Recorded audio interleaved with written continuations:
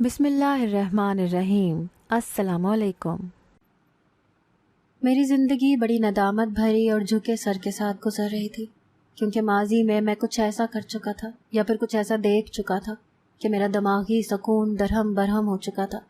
एक अच्छी नौकरी होने के बावजूद जहनी सुकून मुझ में नापैद था। आजकल की बढ़ती महंगाई और बेरोज़गारी ने मिलकर मेरे अंदर जीने की तमन्ना ख़त्म कर दी थी और मैं हर उम्मीद हर कोशिश छोड़े बस खुद को ख़त्म करने का सोचने लगा था। क्योंकि जब हर रोज़ रात वापसी पर घर में मौजूद मेरे घर वाले, मेरे बीवी बच्चे उम्मीद भरी नज़रों से मेरी तरफ देखते थे और मैं नफ़ी में सर हिलाते उनके सामने अपने खाली हाथ कर देता था, तो उनके चेहरों पर ऐसी उदासी और अफसुर्दगी छा जाती कि मेरा दिल वहीं कट के रह जाता था और मैं खुद पर अफसोस करता कि मैं कैसा बेटा हूँ जो अपने माँ बाप का ख्याल नहीं रख सकता, कैसा शौहर हूँ जो अपनी बीवी को घर में पकाने के लिए कुछ लाकर नहीं दे सकता, कैसा बाप हूँ जो अपने बच्चों की छोटी छोटी ख्वाहिशात पूरी नहीं कर सकता। मैं आजकल कुछ ज़्यादा ही जज्बाती मर्द था, इसीलिए हालात का मर्दानगी से मुकाबला करने के बजाय खुद को उन हालात से किनारा कशी इख्तियार करने के बारे में सोचने लगा था। बच्चे बड़े हो रहे थे, घर के खर्चे थे कि बढ़ते ही जा रहे थे, जिसकी वजह से मैं हालात को समझने के बजाय घर वालों से लड़ने झगड़ने लगा था। बात बात पर दूसरों को काट खाने को दौड़ता था। मुल्क के बिगड़ते हालात ने मेरे अंदर की सारी नरम मिजाजी और शाइस्तगी का सत्यानाश कर दिया था। अब तो मैं एक जाहिल गंवार लगता था जिसे बोलने की तमीज़ भी नहीं थी, और मेरे इसी रवैये की बदौलत मेरे बच्चे भी मुझसे सहमे सहमे रहने लगे थे। जब मुझे इस बात का एहसास हुआ तो खुद से मैं बहुत ज़्यादा शर्मिंदा हुआ। दिल में यही बात आई कि अगर मैं अपने घर वालों को खुश नहीं कर सकता तो उनके गम की वजह भी ना बनूं। तो इसीलिए मुझे जो तरीका समझ में आया, मैं बग़ैर कुछ और सोचे या फिर कोई अक्लमंदाना फ़ैसला किए बुज़दिलों की तरह उस तरीके को अपने लिए राह निजात समझ बैठा। मुझे लगता था कि यहाँ कोई किसी का खैर ख्वाह नहीं है, सभी एक दूसरे को ख़त्म करने के चक्करों में है या फिर सब एक दूसरे से आगे बढ़ने के चक्कर में है। बेशक इसमें साथ वाले को बेईमानी से नीचे ही क्यों ना गिराना पड़े। आजकल सभी अपने मतलब के लिए अपने चेहरों पर मुनाफिकत का पर्दा गिराए हुए हैं। जब उनका मतलब पूरा हो जाता है तब वो किसी की तरफ देखना भी गवारा नहीं करते। मैं आज सुबह उठा तो काफ़ी खामोशी थी, बस खामोशी से सबके चेहरों को देख रहा था, जैसे उनको अपने दिमाग में महफूज कर लेना चाहता हूँ। मैंने जो सोच लिया था आज उस पर अमल पैरा होने वाला था। दिलो दिमाग दोनों ही मेरे इस फैसले से मुत्तफिक थे, इसीलिए आज काफ़ी अरसे बाद अपने मिजाज के बरअक्स सबसे अच्छे से बात की थी, जिससे सभी बहुत ज़्यादा खुश हो गए और सबके दिलों में एक नई उम्मीद जाग उठी। और मैं उन सब उम्मीदों से नज़रें चुराए घर से निकल आया था। काम तो था नहीं और ना ही दिमाग में कोई एक बात थी या फिर सोच गर्दिश कर रही थी, बल्कि सोचों का एक दरिया था जिसमें गौता जन हुए बिला मकसद सामने मौजूद सीधे रास्ते पर धीमे कदमों से चल पड़ा। दिल में ये सोचे हुए था कि आज किसी सूरत घर वापस नहीं जाऊंगा। आज या तो मर जाऊंगा या फिर सारी ज़िंदगी इन्हीं सड़कों पर गुजार दूंगा। मैं अपनी सोचों में कुछ इस तरह मगन था कि मुझे एक गाड़ियों के रश से भरी सड़क पार करते ये एहसास भी नहीं हुआ कि दोनों तरफ देख लूं, कहीं कोई गाड़ी मुझे कुचल ही ना दे। जबकि मुझे ऐसी कोई परवाह नहीं थी, शायद मैं चाहता ही यही था। मेरी इस लापरवाही का नतीजा बहुत जल्द मेरे सामने आ गया, जब एक तेज़ रफ्तार गाड़ी से टकराते मैं लड़खड़ाया था और बीच सड़क पर गिर पड़ा। गाड़ी से टकराने से तो मुझे ज़्यादा चोटें नहीं आईं, लेकिन मैं जैसे ही सड़क पर गिरा तो दूसरी तरफ से आती एक गाड़ी मुझे अपने ऊपर चढ़ती महसूस हुई, और इससे पहले कि मैं हिम्मत करते वहाँ से उठता, वो गाड़ी ऐन मेरे सर पर पहुँच चुकी थी और मैंने खौफ के मारे अपनी आंखें सख्ती से बंद कर ली थी। मैं जो खुद को ख़त्म करने के बारे में सोच रहा था, अब जब ऐसा होने लगा था तो मैं बहुत ज़्यादा डर गया था। लेकिन मेरी किस्मत अच्छी थी कि उस गाड़ी में मौजूद इंसान ने बर वक्त ब्रेक लगाकर गाड़ी को रोक लिया था, जिससे वहाँ बहुत ज़्यादा आवाज़ गूंजी थी। थोड़ी ही देर में वहाँ लोगों, मोटरसाइकिलों और गाड़ियों की भीड़ इकट्ठी हो गई थी। जिस शख्स की गाड़ी से मुझे टक्कर लगी थी वो तो अपनी गाड़ी को भगा कर ले गया था, लेकिन जिस इंसान की गाड़ी के नीचे आने से मैं बच गया था वो अपनी गाड़ी से उतरता मेरे पास आया, मुझे सहारा देते अपनी गाड़ी में बिठाने लगा। उस इंसान की इस अच्छाई पर मैं सोचने लगा कि ये भी तो मुझे वहाँ बेयारो मददगार छोड़कर जा सकता था, लेकिन शायद अभी इस दुनिया में अच्छे लोग मौजूद हैं। वो शख्स काफ़ी बड़ी उम्र का था और हुलिये से काफ़ी अमीर भी लगता था। وہ مجھے ہسپتال لے کر آیا تاکہ میں مرہم پٹی کروا سکوں۔ میں نے اسے منع بھی کیا لیکن وہ نہیں مانا۔ اب مجھے یہ پریشانی لاحق ہوئی کہ میں اپنی چوٹوں کی وجہ سے مزید خرچوں میں اضافہ کر چکا تھا، مگر وہ شخص اس دن میرے لیے ایک فرشتہ ثابت ہوا، کیونکہ اس نے نہ صرف میری مرہم پٹی کروائی بلکہ میرے حالات جانتے مجھے اپنا کارڈ دیتے تاکید کی کہ میں ٹھیک ہوتے ہی اس سے رابطہ کروں، وہ مجھے نوکری دے گا۔ اس دن میں گھر گیا تو بہت خوش تھا۔ اس دن گھر والے مجھے یوں زخمی دیکھ کر پریشان تو ہوئے، لیکن جب میں نے پیسے نکال کر بیوی کو دیے تاکہ وہ کھانے پینے کا انتظام کر لے تو سب کے چہرے خوشی سے کھل اٹھے تھے۔ اس رات میں نے اپنی مایوسی اور نا امیدی کی اللہ سے معافی مانگی تھی اور پھر ایک نئے جوش و ولولے کے ساتھ آگے کی زندگی گزارنے کا فیصلہ کیا تھا۔ اپنی طبیعت بہتر ہوتے ہی میں نے اپنی جان بچانے والے شخص کو فون کرتے اپنا یاد کروایا تھا۔ دل میں تھا کہ کہیں وہ بھول نہ گیا ہو، لیکن ایسا کچھ نہیں تھا۔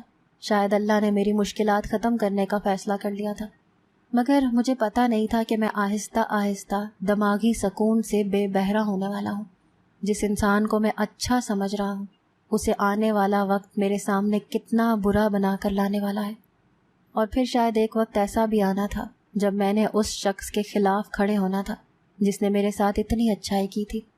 مگر کہتے ہیں نا کہ وقت بدلتے دیر نہیں لگتی، اور میں بھی وقت کا تقاضا دیکھتے سب کچھ بھولتے خود کو حق پر دیکھتے اس انسان کے سامنے اس کو غلط ثابت کرنے کے لیے کھڑے ہونے تھا۔ اس انسان نے مجھے اپنے آفس کا پتہ دیتے اگلے دن وہاں بلا لیا تھا، تو میں دل میں بہت سی امید لیے اس کے کہے کے مطابق اس کے پاس پہنچ گیا۔ اس نے مجھے وہاں نوکری پر رکھ لیا۔ کچھ پڑھا لکھا تو تھا، آسانی سے میں جلد ہی کام سیکھ گیا تھا۔ اس نوکری سے میری زندگی بہت آسان ہو گئی تھی۔ وہ شخص اب اس آفس میں میرا باس تھا، تو اسی حوالے سے میں اس کی عزت کرتا تھا، اور اس کا رویہ بھی میرے ساتھ آفس میں موجود سب کام کرنے والوں جیسا ہی ہوتا تھا۔ اس بات کی مجھے کوئی پریشانی نہیں تھی، کیونکہ میرے لیے یہاں کام کا ملنا ہی بہت بڑی بات تھی۔ اس آفس میں کام کرتے مجھے ابھی تھوڑا ہی عرصہ ہوا تھا کہ میرا وہ 60 سالہ باس اپنی بیٹی کو بھی آفس میں لانے لگا تھا، جس پر ہمیں کوئی اعتراض نہیں تھا۔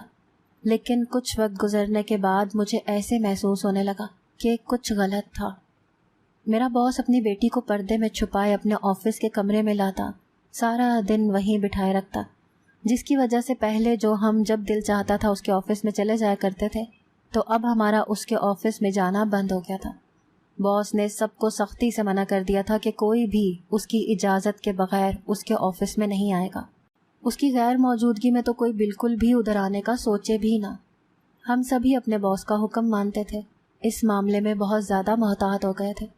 لیکن پہلے مجھے اپنے باس کا اپنی بیٹی کو اپنے آفس میں لانا عام سی بات لگی تھی، لیکن جب میں نے کچھ عرصے بعد اس بات کو بغور دیکھا کہ باس اپنی بیٹی پر اس طرح پابندیاں کیوں لگا رہے ہیں، اسے سب سے بات کیوں نہیں کرنے دے رہے، تو میں اپنے باس سے بدگمان ہونے لگا کہ یہ کیسا باپ ہے جسے اپنی بیٹی پر یقین ہی نہیں ہے اور وہ اسے اپنے ساتھ سختی سے باندھے ہوئے ہے۔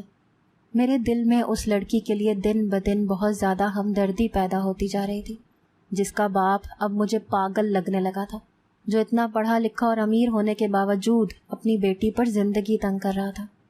آج کل باس بہت زیادہ پریشان رہنے لگے تھے۔ ان کی بیوی حیات نہیں تھی اور یہ ان کی اکلوتی بیٹی تھی۔ مجھے سمجھ نہیں آتی تھی کہ باس ایک دم سے اپنی بیٹی کو آفس میں کیوں لانے لگے ہیں، اور اگر لاتے بھی ہیں تو یوں کمرے میں بند کیوں کر دیتے ہیں۔ انہیں تو چاہیے کہ سب کچھ اس کے ہاتھ میں دے دے، کیونکہ آگے جا کر بھی سب کچھ اسی نے سنبھالنا ہے۔ اگر وہ پردے کا یا پھر ان کی بیٹی پردے کا بہت زیادہ خیال رکھتے ہیں تو تب بھی یہ کام پردے میں رہ کر بھی ہو سکتا ہے، مگر اس طرح سے باہری دنیا سے آہستہ آہستہ الگ کر دینے کی وجہ سمجھ میں نہیں آتی تھی۔ اس سے تو یہی پتہ چلتا تھا کہ باس ایک ظالم باپ ہے جسے اپنی بیٹی پر اعتبار نہیں ہے۔ میں نے خود کو اس معاملے سے دور رکھنے کی بھرپور کوشش کی تھی، کیونکہ جو بھی تھا باس میرے لیے بہت اچھا ثابت ہوا تھا اور میں کسی بھی طرح سے اپنی یہ نوکری گنوانا نہیں چاہتا تھا۔ لیکن مجھے وقت گزرنے کے ساتھ یہ لگنے لگا تھا کہ جیسے مجھے لوگوں کی بالکل بھی پہچان نہیں ہے۔ اس دنیا میں بہت سے لوگ بہروپیے تھے جو کبھی اچھائی کا روپ دھار لیتے تو کبھی برائی میں ان کا کوئی ثانی نہیں ہوتا تھا۔ اب یہاں میرا بہت سے لوگوں سے ملنا جلنا تھا، سب کے ساتھ ہی میرے اچھے تعلقات تھے، لیکن میرا دل اس وقت برا ہو جاتا جب مجھے پتہ چلتا کہ یہاں سب ہی ایک دوسرے کی پیٹھ پیچھے برائیاں کرنے میں مگن ہوتے ہیں۔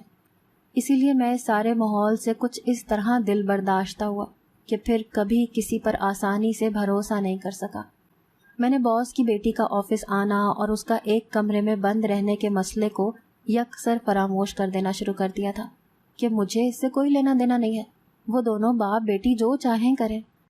لیکن ایک دن میں باس کے آفس کی طرف گیا تو باس آفس میں نہیں تھے، تو میں نے جلدی سے وہاں سے واپس جانا چاہا۔ اس وقت میرے ہاتھ میں ایک فائل تھی جو مجھے باس کو دینی تھی، لیکن وہاں ان کی بیٹی کو اکیلے بیٹھے دیکھ کر میں کچھ پریشان ہوا اور باہر آنے لگا تو مجھے باس کی بیٹی نے روک لیا، تو میں نہ چاہتے ہوئے بھی رک گیا۔ اس دن باس کے آفس میں جانا اور پھر اس کی بیٹی سے سامنا ہونے میں مجھے ایک ایسے پچھتاوے کی طرف دھکیلنے والا تھا جس کا میں کبھی تصور بھی نہیں کر سکتا تھا۔ میں نے سوچا کہ میرے پاس جو فائل ہے اسے میز پر رکھنے کے بہانے باس کی بیٹی کی بات بھی سن لوں گا جس کے لیے اس نے مجھے روکا ہے۔ میں نے جیسے ہی فائل میز پر رکھی، باس کی بیٹی نے میری طرف ایک پرچی بڑھا دی، تو میں حیران پریشان ہوتا جلدی سے باہر آ گیا، کیونکہ دل میں ڈر بھی تھا کہ کہیں باس آفس نہ آ جائے اور میری نوکری خطرے میں نہ پڑ جائے۔ میں نے ایسی جگہ جہاں پر کوئی نہیں تھا وہاں جا کر اس پرچی کو کھولا تو اس پر لکھا ہوا تھا کہ مجھے بچا لو۔ یہ پڑھتے ہی مجھے ایسے لگا کہ پتہ نہیں یہ بیچاری کتنی بڑی مشکل میں گرفتار ہے اور باس اس کے ساتھ کیا کر رہے ہیں یا پھر کیا کرنے والے ہیں جو اس نے مجھ سے مدد چاہی ہے۔ باس کی بیٹی کا مجھ سے مدد مانگنا باس کو میری نظروں میں مشکوک کر گیا تھا، اور تب یہ اندازہ بھی درست ہو گیا تھا کہ واقعی میں باس اپنی بیٹی پر ظلم کر رہا ہے۔ باس کی بیٹی کی دی گئی پرچی کو اپنے ہاتھ میں پکڑے میں کچھ پل کے لیے بالکل گمسم سا ہو گیا تھا، کیونکہ اس کی مدد کرنے کا مطلب تھا باس کے مخالف جانا، اور پھر شاید اس نوکری سے بھی ہاتھ دھونا پڑتا جو کہ میں کسی صورت نہیں چاہتا تھا، کیونکہ میں ابھی اتنا زیادہ اچھائی کا مظاہرہ نہیں کر سکتا تھا کہ جس سے میرے گھر والے ایک بار پھر مشکل میں آ جاتے اور میں پھر سے در در کی ٹھوکریں کھانا شروع کر دیتا۔ پہلے تو میں نے سوچا کہ اس پرچی کو ادھر ہی پھینک دوں اور سب کچھ بھولتے اپنے کام پر توجہ دوں، کیونکہ باس کی بیٹی کی مدد مجھے بہت بھاری پڑ سکتی تھی۔ میں شاید ایسا کر بھی لیتا، لیکن پھر میرا ضمیر مجھے لعنت ملامت کرنے لگا کہ میرے مشکل وقت میں بھی تو کسی نے مدد کی تھی، اب میرا فرض ہے کہ میں بھی مدد کروں، جس سے میں ندامت کا شکار ہوا۔ لیکن پھر میرا دماغ کوئی ایسی راہ ڈھونڈنے کی کوشش کرنے لگا جس سے اس لڑکی کی مدد بھی ہو جاتی اور میرا نام بھی نہ آتا۔ اس دن آفس سے چھٹی کے وقت وہ لڑکی میری طرف ہی دیکھ رہی تھی، جیسے جاننا چاہ رہی ہو کہ میں اس کی مدد کروں گا یا نہیں، لیکن میں اس سے نظریں چرا گیا تو وہ مایوس ہوتی اپنے باپ کے ساتھ چلی گئی۔ لیکن جیسے ہی باس اور اس کی بیٹی آفس سے نکلے، میں بھی ان سے چھپتے چھپاتے ان کے پیچھے چل دیا۔ میں نے باس کی بیٹی کی مدد کرنے سے پہلے خود جاننا چاہتا تھا کہ آخر معاملہ کیا ہے، لیکن میں باس کی بیٹی کو بھی یہ پتہ نہیں چلنے دے سکتا تھا کہ میں نے ہی اس کی مدد کی ہے۔ مجھے اپنے لیے یہی ٹھیک لگا تھا کہ میں کسی کے سامنے نہ آؤں۔ میں نہ ہی باس کی بیٹی کے سامنے اچھا بن سکتا تھا اور نہ ہی میرے اندر باس کے سامنے برا بننے کی ہمت تھی۔ اس دن میں نے ان کے گھر تک ان کا پیچھا کیا تھا اور کسی کی نظروں میں آئے بغیر میں ان کی گاڑی گھر میں داخل ہوتے ہی خود بھی اندر آ گیا تھا۔ ان کے گھر آنے کے تھوڑی دیر بعد وہاں کچھ اور لوگ بھی آئے تھے اور میں ان کی وہاں موجودگی کی وجہ سمجھنے کی کوشش کرنے لگا۔ جب سب وہاں سے گھر کے اندر چلے گئے تو میں نے ایک طرف کھڑکی دیکھی، میں اس طرف چل دیا تاکہ اندر کے حالات کا اندازہ لگا سکوں، لیکن جیسے ہی میں نے اندر کی طرف جھانکا تو میری جان نکل گئی، کیونکہ اندر باس کی بیٹی چیخ چلا رہی تھی اور شاید باس اس کا زبردستی کسی کے ساتھ نکاح کروا رہے تھے، کیونکہ وہاں ایک مولوی بھی موجود تھا۔ وہاں بس 4 سے 5 لوگ موجود تھے، جن میں ایک خوش شکل نوجوان بھی شامل تھا۔ یقیناً باس اپنی بیٹی کا نکاح اسی سے کروا رہے تھے، لیکن وہ لڑکی مسلسل انکار کر رہی تھی۔ میں جو یہ سوچ کر آیا تھا کہ پتہ نہیں لڑکی پر کون سے ظلم و ستم کے پہاڑ توڑے جا رہے ہیں جو وہ مجھ سے مدد کی درخواست کر رہی ہے، مگر آگے سے مجھے یہ عام سا مسئلہ لگا تھا کہ شاید باس اپنی مرضی سے اپنی بیٹی کی شادی کروا رہے ہیں، جبکہ وہ مان نہیں رہی۔ جب مجھے یہ اتنا بڑا معاملہ نہیں لگا تو سوچا کہ یہاں سے چلا جاؤں، لیکن پھر اس لڑکی کا مجھ سے مدد مانگنا یاد آیا تو میں نے اپنی سمجھ کے مطابق پولیس کو فون کر دیا، کیونکہ کچھ زیادہ نہیں تو لڑکی کو اس نکاح سے بچنے کے لیے کچھ وقت مل جائے گا۔ جیسے ہی وہاں پر پولیس پہنچی میں جلدی سے وہاں سے نکل آیا۔ میں سوچ رہا تھا کہ اب لڑکی کی قسمت کہ وہ اس زبردستی کے نکاح سے بچ پاتی ہے یا نہیں۔ میں نے تو اپنی طرف سے پوری مدد کر دی ہے۔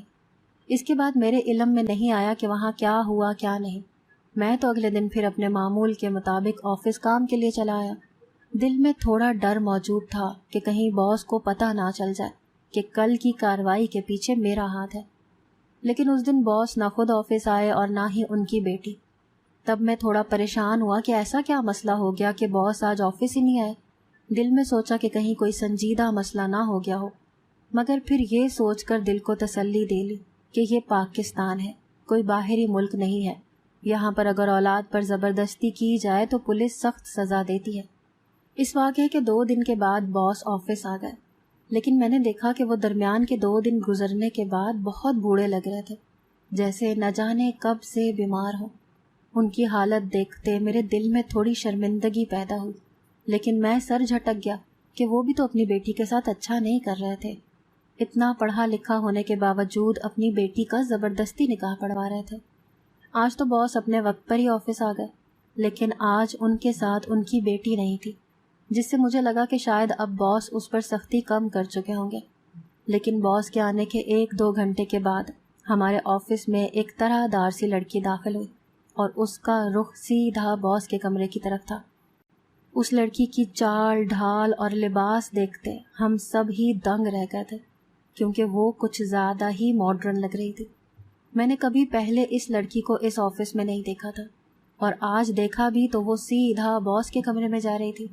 اس کے ہر انداز سے ایسے لگ رہا تھا جیسے وہ یہاں کی مالکن ہو۔ باس کے کمرے میں داخل ہونے سے پہلے وہاں موجود سیکرٹری نے اس لڑکی کو روکنے کی کوشش کی، لیکن وہ لڑکی نہ جانے کیا بولی کہ وہ سیکرٹری چپ کر کے اپنی کرسی پر بیٹھ گئی۔ مگر میں دور ہونے کی وجہ سے اس کی آواز تو نہیں سن سکا، لیکن اس کی بات سنتے ہی سیکرٹری کا حیران چہرہ مجھے دور سے ہی نظر آ رہا تھا۔ جیسے ہی وہ لڑکی باس کے کمرے میں داخل ہوئی، سب پر طاری سکتہ ٹوٹ گیا۔ سبھی مختلف چہمگوئیوں میں مصروف ہو گئے، مگر میں اپنے کام کی طرف بڑھا اور سوچا کہ جو بھی ہوگا کچھ دیر تک پتہ چل ہی جائے گا۔ میں اپنے کام میں بری طرح سے مگن تھا جب ایک دم سے آفس کے ہال میں، جہاں ہم سب ورکرز کے کیبن تھے، ایک اونچی نسوانی آواز گونجی تھی، جس سے میں چونک سا گیا اور اس سمت میں دیکھنے لگا جہاں سے یہ آواز آئی تھی۔ تو وہاں تھوڑی دیر پہلے دیکھی جانے والی لڑکی کو دیکھ کر میں بھی حیران ہوا، اور یہ بھی سوچا کہ یہ لڑکی شاید باس کے بہت قریبی ہے، جو بغیر اجازت کے باس کے کمرے میں گئی اور اب یوں سب ورکرز کو اپنی طرف متوجہ کر رہی ہے، شاید کوئی اطلاع دینے والی تھی۔ اس کے ساتھ باس بھی موجود تھے، لیکن آج وہ بہت پزمردہ دکھائی دے رہے تھے۔ اب ان کے چہرے پر ایک مایوس کن تاثر تھا، جیسے وہ کسی سے ہار گئے ہوں۔ میں باریک بینی سے اس لڑکی اور اپنے باس کے تاثرات دیکھ رہا تھا۔ جب لڑکی کی آواز اور بات میرے کانوں تک پہنچی تو میں جو کچھ ٹیڑھا سا کھڑا تھا، اس کی بات سنتے ہی نہ صرف ایک دم سیدھا ہو گیا، بلکہ میرا جسم ساکت ہو گیا۔ میری نظریں اب صرف اور صرف اس لڑکی پر ٹکی تھی، اور میری حیرانگی تھی کہ بڑھتی جا رہی تھی، کیونکہ وہ لڑکی اعلان کر رہی تھی کہ اب وہ یہاں کی مالکن ہے اور اب یہاں اس کا حکم چلے گا۔ مگر بہت جلد میری حیرانگی ختم ہوئی اور میرا سر ندامت سے جھکتا چلا گیا، کیونکہ میں جو خود کو حق پر دیکھتے اور کسی کی مدد کرتے پرسکون ہونے کی کوشش کر رہا تھا، وہ میری کوشش ہی رہ گئی تھی، کیونکہ میں نے اس مدد کے چکر میں بہت کچھ غلط کر دیا تھا، اور کچھ ایسا بھی کہ جس نے شاید میرا سر اب ساری زندگی کے لیے جھکا دیا تھا، جس کا خمیازہ ابھی بھگتنا باقی تھا۔ اس سے پہلے کہ میں اور زیادہ اپنی ندامت بھری سوچوں میں غرق ہوتا، میں نے بڑی مشکل سے اپنے دماغ کو اس لڑکی کی باتوں پر لگایا تھا، مگر اس کے بولے پہلے چند الفاظ کے بعد باقی ساری باتیں میرے سر کے اوپر سے گزر گئی تھیں۔ دراصل وہ لڑکی کوئی اور نہیں بلکہ باس کی وہی بیٹی تھی جسے وہ چند دن پہلے پردے میں چھپائے آفس میں لاتے تھے۔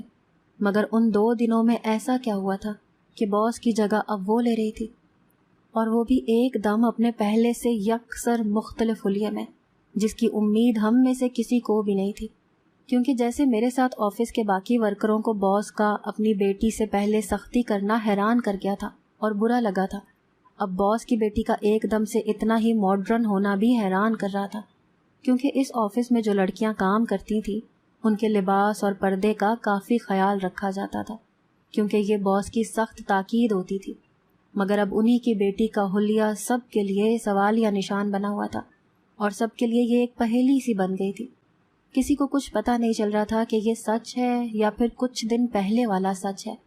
باس کی بیٹی نے آتے ہی آفس میں بہت سی تبدیلیاں کر دی تھیں، کئی ورکرز کو کام سے بھی نکال دیا تھا، جس فہرست میں میرا نام پہلے نمبر پر تھا، کیونکہ اس لڑکی کو لگا تھا کہ میں نے اس کے کہنے کے باوجود اس کی مدد نہیں کی تھی، اسی لیے وہ مجھے کام سے نکال چکی تھی۔ میں نے جس نوکری کو بچانے کے لیے خود کو چھپاتے اس کی مدد کی تھی، وہ نوکری چلی گئی تھی۔ اس دن میں دونوں ہاتھوں سے خالی ہاتھ رہ گیا تھا۔